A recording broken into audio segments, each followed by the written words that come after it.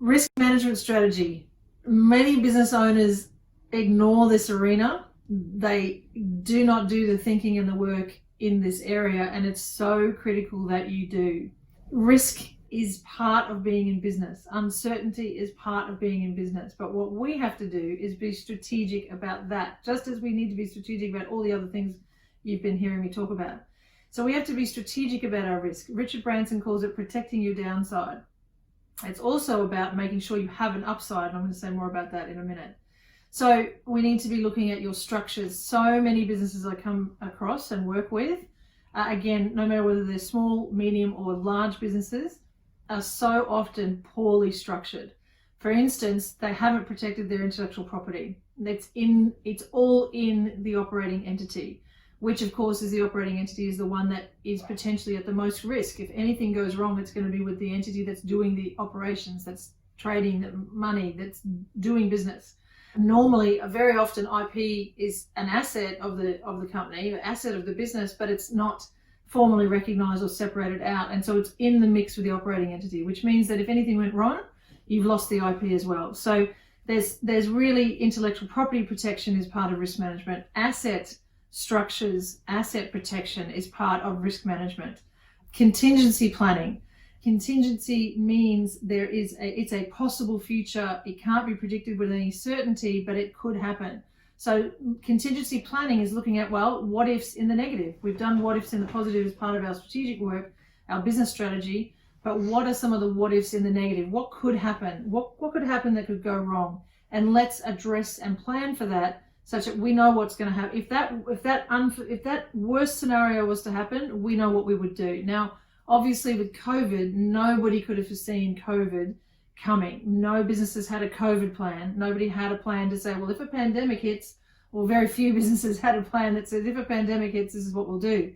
But mostly now we're all having to think about that, because this may not be the only time this ever happens in our lifetimes, or certainly in the lifetime of the business. You know, I've got a client that wants a 100-year company. He's at 31 years at the minute, and he wants to see to it that it makes it to 100. Now, having gone through the COVID experience, now there will be a contingency plan about what happens if a pandemic hits and it affects the market in this way. So contingency planning is incredibly important, but it's not something as dramatic as COVID. It could be simply something goes wrong. Something doesn't go the way we thought it was going to go. This particular product or service stops performing. People don't want it anymore. It's become redundant. What are the things that could happen? And part of risk management is trends. You have to be doing the research, which, you know, we have a massive research engine called the internet at our fingertips. There are also organizations out there that do nothing but map trends. So you need to be following the trends and getting ahead of the curve for your industry, for your business. Critically important that you do all of that. So risk management is an incredibly important piece of being a long-term, sustainable, successful business.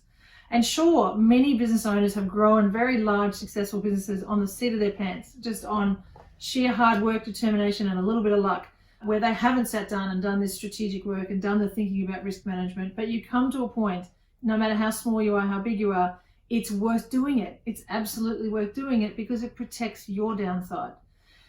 Also, though, I mentioned protecting your upside.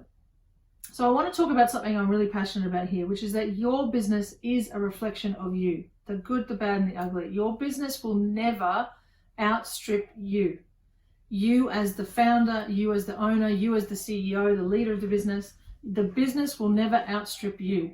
So one of the ways to manage risk is to actually continue to demand growth in yourself, growth in who you are as a leader, growth in your skills, growth in your technical knowledge, growth in your leadership ability, all of that, growth in your beingness, we would call it, your human beingness.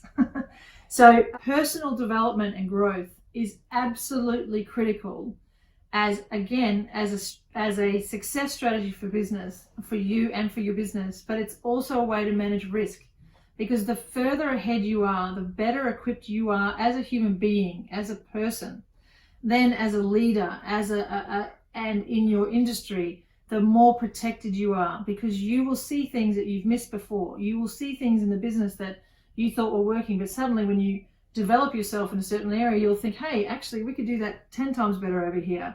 But without doing the work on yourself, you won't see those things. You won't see those gaps. You won't see those opportunities because we end up with blinkers on what we think can happen, what we think that person can do, what we think that division of our business can do, what we think is possible.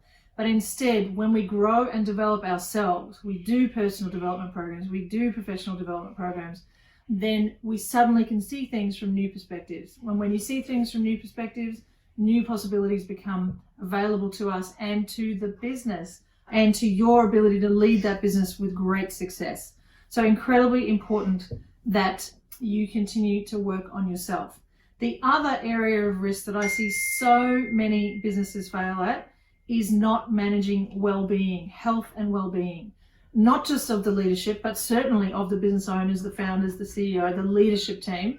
The health and well-being of that team is critically important because they're the ones rallying the troops, they're the ones driving the charge with the team, but also the health and well-being of your entire team within your culture.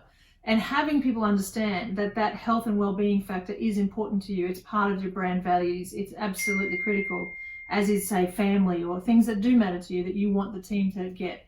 All of that and making sure that is part of your business is also risk management, because we want our core team to remain healthy and well. We want them on board. We don't want them losing time and productivity. We certainly don't want to lose our leaders. We have a duty of care to take care of them. And then going back, as I said, so we've got contingency planning, risk management, what happens if, doing the what ifs on the negative. We've got making sure you protect your upside by continuing to develop yourself. And then we've got making sure your health and well-being and that of your teams is also all part of your successful risk management strategy.